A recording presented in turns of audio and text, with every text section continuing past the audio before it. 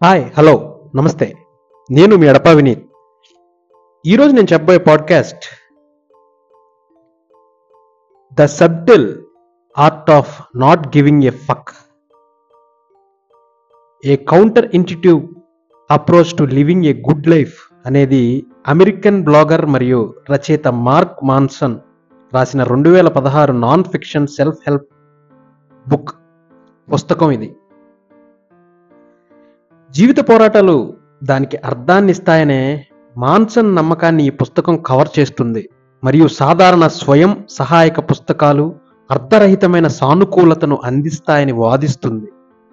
ఇది ఆచరణాత్మకమైనది అని అనుకుంటే మనం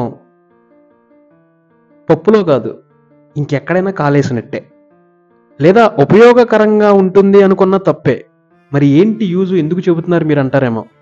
ఆ పాయింట్కే వస్తాను. Use or useless but you must fuck అంటాడు దీనిలో రచయిత. What is mean by fuck?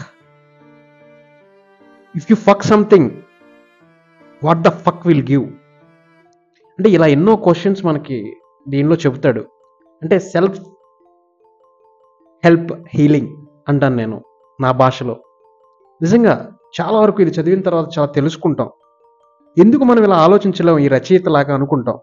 ఇది న్యూయార్క్ టైమ్స్ మరియు గ్లోబ్ అండ్ మెయిల్ బెస్ట్ సెల్లర్గా నిలిచింది. ఇకపోతే the subtle art of not giving a fuck Harper Collins publishers యొక్క విభాగమైన హార్పర్ వన్ ముద్రణతో ప్రచురింపబడింది. సెప్టెంబర్ 13, 2016 విడుదలైంది. జూలై 2024 నాటికి పుస్తకం యొక్క 20 మిలియన్లకు పైగా కాపీలు అమ్ముడిపోయాయంటే అతిశయోక్తి కాదు. ఇది ఎంత గొప్ప పుస్తకమో మనకు తెలియాలి. ఇది భాష ముఖ్యంగా ఇంగ్లీష్లో ఉంది. నేను తెలుగులో ట్రాన్స్లేట్ చేసి అర్థవంతంగా నేను మీకు చెప్తున్నాను ఈ పాడ్కాస్ట్. కాబట్టి క్లీన్గా వినండి మీరు వినగలిగితే. దీని ప్రచురణకర్త హార్పర్ వన్, ఇంతకుముందు చెప్పినట్టే. ప్రచురణ తేదీ సెప్టెంబర్ 13, 2016. ప్రచురణ స్థలం యునైటెడ్ స్టేట్స్. మీడియా రకం ప్రింట్ మీడియా. పేజీలు 272. అయితే ఈ పుస్తకంలో 9 అధ్యాయాలు ఉన్నాయి. మొదటి అధ్యాయం డోంట్ ట్రై. మొత్తం పుస్తకానికి ప్రధాన ప్రేరణగా పనిచేసిన చార్లెస్ బుక్యోష్కి తత్వశాస్త్రం పేరు పెట్టబడి ఉంటుంది దీనికి. ఈ పుస్తకంలో ఉన్న 9 అధ్యాయాలు చెప్పుకునే ముందు వాటి గురించి, ఈ పుస్తకం స్వయం సహాయక పరిశ్రమకు మరియు మాన్సన్ చూసిన దానికి ప్రతిస్పందనగా ఉంటుంది. ఇది చాలామందికి ఆచరణాత్మకమైనది లేదా ఉపయోగకరంగా ఉంటుంది అని నేను చెప్పను, కానీ జీవిత పోరాటాలు తరచుగా దానికి మరింత అర్థాన్ని ఎలా ఇస్తాయో వివరించడానికి మాన్సన్ తన సొంత వ్యక్తిగత అనుభవాలు జోడించి మరీ చెప్పాడు ఈ పుస్తకంలో. ఇది నిరంతరం సంతోషంగా ఉండడానికి ప్రయత్నించడం కంటే మెరుగైన విధానం, మనం ఎలా మన లైఫ్లో ఉండాలో ఆ విధానాన్ని అలవర్చుకోవాలో అతను చెప్పి వాదిస్తాడు, నొక్కి ఒక్కాడిస్తాడు. మాన్సన్ విధానం మరియు రచనా శైలి ఇతర స్వయం సహాయక పుస్తకాల నుండి భిన్నంగా వర్ణించబడుతుంది. అతని ఆలోచనలు వివరించడానికి మొద్దుబారిన నిజాయితీ మరియు అసభ్య పదజాలాన్ని ఉపయోగించాడు. అయితే అదేమీ తప్పు కాదండోయ్. ఈ రోజుల్లో మనం దేన్ని ఎలా ఊహిస్తున్నాం, మనం చూసే విధానం ఎలా ఉంది, మన కళ్ళు ఎక్కడున్నాయి అనేవి ఈ పదజాలంతో పోటీ పడితే ఈ పదజాలమే గొప్పదంటాను నేను. అవును, ఎందుకంటే నోట్లోంచి వచ్చే ప్రతి పదంలో బూతులు వాడే మనం, బూతులు మాట్లాడకుండా ప్రయత్నించని మనం, బూతులతోనే రోజంతా గడిపే మనం, ఒక వాడుక భాషలో అనేక బూతుల్ని వ్యంగ్యంగా, అంటే ఇట్స్ అన్ ఐరనీ స్టేట్మెంట్ అంటాను నేను, వ్యంగ్యంగా మాట్లాడే మనం, ఒకరిని వెక్కిరించేటప్పుడు బూతులు మాట్లాడే మనం, అంటే ఈ ప్రపంచం ఈ బుక్లో తను వాడిన, అంటే రచయిత వాడిన పదాలని పెద్ద గొప్పగా తీసుకోవద్దని నేను చెప్తాను. ఇకపోతే నేను ఇందాక చెప్పినట్టు ఆ 9 అధ్యాయాలు ఏంటి అంటే, ఫస్ట్ది ప్రయత్నించవద్దు అంటాడు, డోంట్ ట్రై. ఆనందం ఒక సమస్య అంటాడు, అవును. నువ్వు ప్రత్యేకమైన వాడివి కావు అంటాడు. ఇకపోతే 4 బాధ విలువ తెలుసుకో అంటాడు. 5 మీరు ఎల్లప్పుడూ ఎంచుకుంటున్నారు. అది కరెక్టా కదా తెలుసుకోండి అంటాడు. 6 మీరు ప్రతి విషయంలోనూ తప్పు, కానీ నేను కూడా తప్పు చేశాను కాబట్టి రాశానంటాడు. 7 వైఫల్యమే ముందుకు వెళ్ళే మార్గం అంటాడు, అంటే ఓడిపోమంటాడు. 8 నో అని చెప్పడం యొక్క ప్రాముఖ్యత. 9 ఆపై మీరు చనిపోతారు, ఖచ్చితంగా మీరు చనిపోతారు, అయితే తప్పు ఏంటి అంటాడు. ఎక్కువ శాతం వీటన్నిటిలో నాకు బాగా నచ్చింది నువ్వు ప్రత్యేకమైన వాడివి కావు అనే ఒక అధ్యయనం. ఎందుకంటే అందరం కూడా మనం చాలా ప్రత్యేకంగా బతకాలనుకుంటాం, ప్రత్యేకంగా కనపడాలనుకుంటాం, ప్రత్యేకమైన శైలిని ఏర్పరచుకోవాలనుకుంటాం. కానీ ప్రపంచంలో కొద్ది మంది మాత్రమే, ఏ రచయితలో, దర్శకులో, లేకపోతే లీడర్సో, ఎంటర్ప్రీనర్సో, మీడియా పీపుల్లో, వీళ్ళు మాత్రమే కొంచెం ప్రత్యేక శైలిని కనపరుచుకుంటారు. వాళ్ళ యొక్క విషయ పరిజ్ఞానం, సబ్జెక్టు నెరేషన్ అండ్ వాళ్ళ యొక్క బిహేవియర్ అండ్ యాటిట్యూడ్స్తో. ఇక్కడ మనకి డబ్బు కాకుండా మిగతా అన్ని విషయాల్లోనూ ఒక ప్రత్యేకమైన శైలి చూపించిన వాడే ప్రపంచంలో గొప్పవాడు అంటారు. అంటే పవర్ఫుల్ పీపుల్ పవర్లో ఉన్నవాళ్ళు కాదు. పవర్ఫుల్ పీపుల్ అంటే వాళ్ళు ప్రపంచానికి ఏదో ఇవ్వాలని కోరుకునేవాళ్ళు, ప్రపంచాన్ని జయించాలని తాపత్రయపడేవాళ్ళు, ప్రపంచం మీదకి వేటాడేవాళ్ళు, ప్రపంచాన్ని మార్చాలనుకునేవాళ్ళు. వారి మాటలతో, వాళ్ళ సిద్ధాంతాలతో, వాళ్ళ ఆలోచనలతో ఒక కొత్త విధానాన్ని, ఒక కొత్త దారిని ఎంచుకోమని చెప్పేవాళ్ళు. వాళ్లే గొప్పవాళ్ళు, వాళ్లే ప్రత్యేక శైలి కలిగిన వాళ్ళు. అప్పుడే నువ్వు ప్రత్యేకమైన వాడివి అని ప్రపంచం అంటుంది. కేవలం ప్రపంచంలో కొన్ని కోట్ల మందిలో ఆకాశంలో చుక్కల్లాగానే, పంచభూతాల్లాగానే, ఈ సూర్యుడు చంద్రుడు లాగానే ఎలా ప్రత్యేకమైన పేర్లు ఉన్నాయో ఆ పేర్లతో కొంతమంది పుడితే, ఆ పుట్టిన వాళ్ళు ఒక న్యూ జనరేషన్, వాళ్ళు మాత్రం ఒక ప్రత్యేక శైలిని మనకు చూపిస్తే వాళ్ళే ప్రత్యేకమైన వాళ్ళు. అంతేగాని డబ్బున్న వాళ్ళో, గొప్ప పేరున్న వాళ్ళో, బాగా పలుకుబడి ఉన్న వాళ్ళో, లేదా పవర్ ఉన్న వాళ్ళో, రాజకీయ నేతలు, వీళ్ళు మాత్రమే గొప్ప వాళ్ళంటే చాలా తప్పు అని అంటాను. ప్రతి మనిషికి ఒక శైలి ఉంటుంది, కానీ దాన్ని ప్రత్యేకంగా మలుచుకున్నవాడే గొప్పవాడు అంటాను. సో ఇకపోతే ఫైనల్గా నా స్టేట్మెంట్ ఏంటంటే, ఈ బుక్ యొక్క సారాంశం, ఈ రచయిత ఏం చెప్పాడు అంటే, the subtle art of not giving a fuck.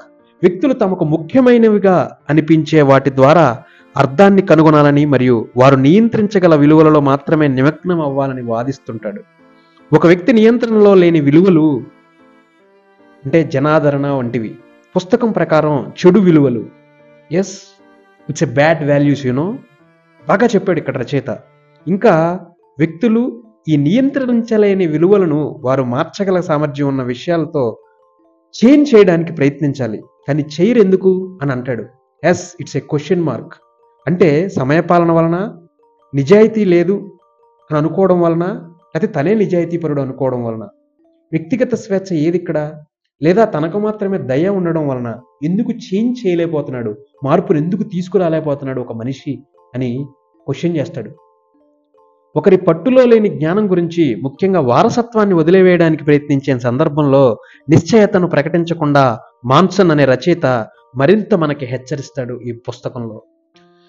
Fuck fuck fuck అంటూనే ప్రపంచాన్ని ఫక్ చేస్తూ ఉంటాడు తన పదాలతో. తూట్లు పొడిచే ఆలోచనలు, మాటలతో ఈ పుస్తకం ఉంటుంది, వీలుంటే చదవండి. వారసత్వంగా పనిని నిర్మించడంలో ఆందోళన చెందడానికి విరుద్ధంగా ఒక స్వీయ మరియు తన చుట్టూ ఉన్న వారి కోసం క్షణంలో ఆనందాన్ని సృష్టించడానికి ప్రయత్నించినప్పుడు అర్థం కొనగొనపడుతుంది అని మాన్సన్ అంటాడు. దీనికి సినిమా కూడా ఒకటి అనుసరించారు. The subtle art of not giving a fuck 2023లో ఒక డాక్యుమెంటరీ చిత్రంగా విడుదలైంది. మార్క్ మాన్సన్ స్వయంగా ఈ చిత్రానికి కథను అందించారు. చిత్రానికి నాథన్ ప్రైస్ దర్శకత్వం వహించారు మరియు టామ్ బ్లాక్వెల్ మరియు మాథ్యూ మెట్కాల్ఫ్ నిర్మించారు. దీన్ని జిఎఫ్సి ఫిల్మ్స్, ఇంజీనియస్ మీడియా మరియు ట్రెల్లిక్ ఫిల్మ్స్ నిర్మించాయి. యూనివర్సల్ పిక్చర్స్ ఈ చిత్రానికి పంపిణీదారుగా వ్యవహరించింది. The subtle art of not giving a fuck మొదటిసారిగా న్యూయార్క్ టైమ్స్ బెస్ట్ సెల్లర్ జాబితాలో అక్టోబర్ 2, 2016 వారానికి హౌ టు అండ్ మిస్లేనియస్ విభాగంలో 6వ స్థానంలో కనిపించింది. ఇది జూలై 16, 2017న మొదటిసారి నెంబర్ 1 స్థానానికి చేరుకుంది. ఆగస్టు 2023 చివరి నాటికి ఈ పుస్తకం న్యూయార్క్ టైమ్స్ బెస్ట్ సెల్లర్ జాబితాలో 307 వారాలు గడిపింది. ఈ పుస్తకం వాషింగ్టన్ పోస్ట్ బెస్ట్ సెల్లర్ జాబితాలో సెప్టెంబర్ 25, 2016 వారంలో నాన్ ఫిక్షన్ జనరల్ కేటగిరీలో 9వ స్థానంలో నిలిచింది. మరియు సెప్టెంబర్ 2023, చూసుకుంటే మనకి మ్యాక్సిమం దానికి ముందు 2016లో అనుకుంటా సెల్ఫ్ ఇంప్రూవ్మెంట్ కేటగిరీలో 1వ స్థానంలో టొరంటో స్టార్ లిస్ట్లో కూడా కనిపించింది. ఇది బార్న్స్ అండ్ నోబుల్ నుండి అత్యధికంగా అమ్ముడైన నాన్ ఫిక్షన్ పుస్తకం. Amazon.comలో 4th ప్లేస్లో అత్యధికంగా అమ్ముడైన పుస్తకం మరియు కెనడాలో 9th ప్లేస్లో అత్యధికంగా అమ్ముడైన పుస్తకం. ఇక దీనికి చూస్తే కిర్కస్ రివ్యూస్ ఈ పుస్తకం స్వీయ అభివృద్ధి పుస్తకాలను కొలవడానికి మంచి కొలమానం అని అన్నారు. మాండటరీ కోసం రాస్తున్న ఎరికా రివేరా పుస్తకంలో మాన్సన్ శైలిని మనిషి నుండి మనిషికి మధ్య జరిగే సంభాషణల వలె మొద్దుబారినది అని వర్ణించారు. మరియు కేథరిన్ పుష్కర్ దీనిని అసభ్యకరమైన ఫన్నీ నరకం, నిర్జీవమైనది అని కూడా వర్ణించారు. అతని తత్వశాస్త్రం ఈ విధంగా ఉంది: జీవితం కష్టం, మీరు ప్రత్యేకమైన వారు కాదు, ఆనందం ఒక ఖాళీ లక్ష్యం, మరియు అందువల్ల మీరు నిజంగా విలువైన వాటిపై దృష్టి పెట్టాలి, నిర్ధారించుకోవాలి అని అన్నాడు వ్యంగ్యంగా. ది న్యూయార్క్ డైలీ న్యూస్లో సమీక్షలో పేర్కొన్నారు. 2010లో పుస్తకం శీర్షికలో అసభ్యకరమైన పదాల పరిశ్రమ వ్యాప్త ధోరణికి ఈ పుస్తకం ఒక ప్రముఖ ఉదాహరణగా గుర్తింపబడింది. పుస్తకం యొక్క భాష మరియు శైలిలో స్పష్టమైన అధునాతన లేకపోవడం పుస్తకం యొక్క మరింత తీవ్రమైన విలువ సంబంధిత కంటెంట్కు ఒక తెలివైన ముసుగు అని విమర్శకులు త్వరగా గమనించారు. ఇక ఈ పుస్తకం గురించి ప్రస్తావన వస్తే అనేక విధాలుగా వర్ణించిన, అనేక విధాలుగా విమర్శించిన ఈ పుస్తకం అనేక విధాలా చాలామందికి ఉపయోగపడింది.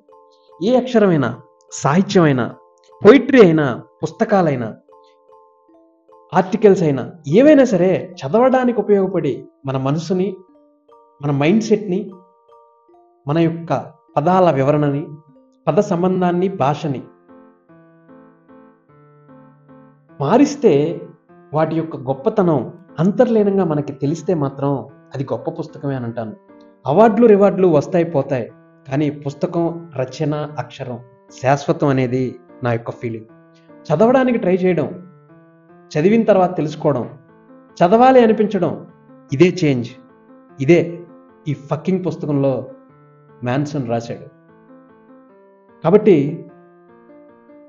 తాగి వాగినవాడు చెడ్డోడవుతాడేమో కానీ తాగి రాసినవాడు మాత్రం చెడ్డోడు కాదు నా దృష్టిలో. అంటే తాగమని నేను చెప్పట్లా, తాగింది దిగేంత వరకు రాయమని చెబుతున్నా.